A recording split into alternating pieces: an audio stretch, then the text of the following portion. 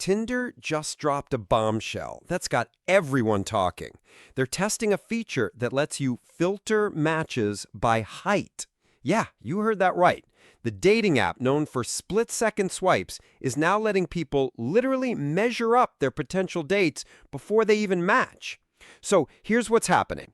Tinder is rolling out this height preference feature to select paid subscribers around the world. It's not available to everyone yet, just those willing to shell out for gold or premium memberships. And the internet? Well, it's having a complete meltdown about it.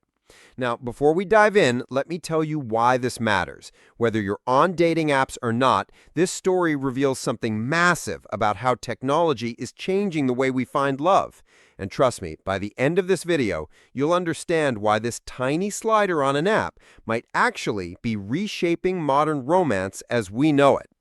Picture this. You're swiping through Tinder, and now there's a slider that lets you set your ideal height range. Want someone between 5'10" and 6'2"? Just adjust the settings. Prefer partners under 5'6"? You can do that too. But here's the twist. It's what Tinder calls a soft filter. That means it won't completely block people outside your range, but it'll prioritize showing you matches who fit your preferences. The feature lives in Tinder's premium discovery section, right alongside other paid filters like requiring photos or bios. And here's where it gets interesting. This isn't just some random update. Tinder's parent company, Match Group, saw their paying users drop from 14.9 million to 14.2 million in early 2025. That's a 5% decline, and they need something to turn things around. Phil Price-Fry, Tinder's VP of Communications, says they're testing this globally, but there's no guarantee it'll stick around. They're watching how people use it, whether it drives more subscriptions, and this is the big one, how much backlash they get. And wow, is there backlash? Reddit is absolutely exploding with opinions. Some users are calling it the death of romance, saying Tinder is turning dating into online shopping for humans. Others argue it's just making explicit what everyone was already thinking. One comment that really stood out came from a 5'5" guy who said, "I actually welcome this, saves me the time and struggle." Think about that for a second. He's saying he'd rather know up front if someone's going to reject him for his height. But here's what's wild. While everyone's arguing about whether this is good or bad, they're missing the bigger picture. This isn't just about height. It's about how dating apps are fundamentally changing what we look for in partners. Remember when Hinge, OkCupid, and Plenty of Fish already had height filters? Tinder held out for years, but now they're catching up. Why?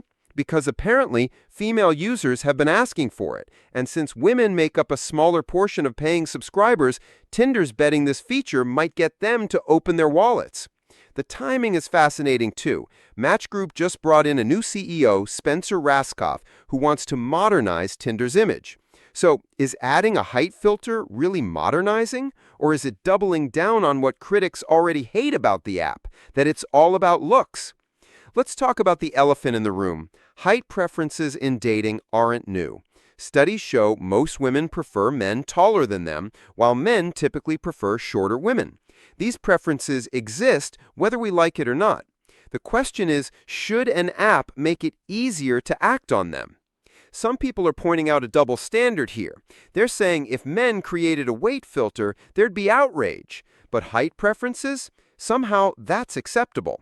It sparked this whole debate about what preferences are okay to have and which ones make you shallow. Here's something that might surprise you. In non-Western cultures, height preferences vary way more than they do here, which suggests maybe our obsession with height is more cultural than biological. But when apps like Tinder formalize these preferences, they might actually be making them stronger, not just reflecting them. Think about what this means psychologically. If you're a shorter guy, seeing an actual filter that screens you out, that's gotta hurt. Even if you were already getting rejected for your height, there's something different about it being an official feature. It's like the app is saying, yeah, this is a valid reason to exclude someone. But supporters argue it's actually kinder. No more matching with someone, chatting for days, then getting ghosted when they find out you're 5'7". At least with the filter, you know where you stand from the start. The real concern isn't just about hurt feelings. It's about what this does to all of us. When dating apps let us filter by increasingly specific physical traits, are we training ourselves to be more superficial? Today it's height. Tomorrow it could be eye color, muscle mass, or who knows what else. And here's the kicker. We don't even know if this makes people happier. Sure, you might match with more people who meet your height preference, but does that lead to better relationships? Or are we just creating echo chambers where everyone dates the same type of person? Some users are already joking about what's next. Income filters? IQ tests? Credit scores? It sounds ridiculous, but 5 years ago, a height filter would have seemed extreme. The business side of this is equally fascinating. Tinder's essentially creating artificial scarcity. It's taking something people want, more control over who they see, and putting it behind a paywall. It's smart, but it also feels a bit manipulative. Other dating apps are watching this closely. If Tinder's height filter drives subscriptions up, expect every other app to follow suit. We could be looking at a future where free dating apps show you everyone, but paying customers get to shop for partners like they're picking features on a new car. What's really interesting is how different generations react to this. Younger users seem more accepting of filters and preferences. They've grown up with technology that lets them customize everything. Older users often find it depressing, remembering when you'd meet someone at a bar and chemistry mattered more than statistics. But maybe that's romanticizing the past. People have always had preferences. The difference is now we can enforce them before we even meet. No more giving someone a chance because they made you laugh. If they don't hit your height requirement, you'll never see their profile. So where does this leave us? Tinder's height filter is still in testing.